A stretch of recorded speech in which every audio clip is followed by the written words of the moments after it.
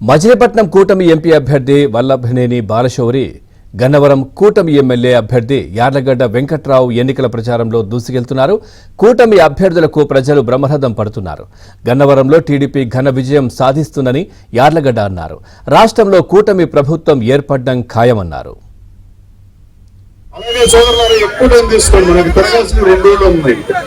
2 నిమిషాలు చెబుతా. నేను వైసీపీలో సుఖపడ్డానా బాధపడ్డానా, అవమానాలు మోసానా, పదవులు అనుభవించానా, వైసీపీకి నేను అభ్యర్థినా ఫైనాన్సర్నా, నా డబ్బు ఖర్చు పెట్టించి జిల్లా పర్యటన మొత్తం భోజనం నేను పెడితే నాకు సొమ్ము పెట్టారు.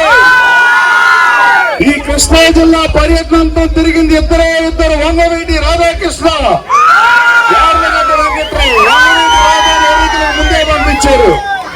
2 నన్ను పంపించారు 5 నెలలకి. సోదరులు, ఈ గ్రామంలో మారికొండలో స్కూల్ ఎవరు డెవలప్ చేశారు? ఏడీసీసీ బ్యాంక్ చైర్మన్ గా 1 సంవత్సరం ఇస్తే దేశంలో నెంబర్ 1 గా పెట్టారు. రాష్ట్రంలో 175 నియోజకవర్గాల్లో నెంబర్ 1 నియోజకవర్గంగా తీర్చిదిద్దుతా మంగళగిరిని దేశంలోనే మోడల్ కాన్స్టిట్యున్సీగా చేస్తున్నాడు.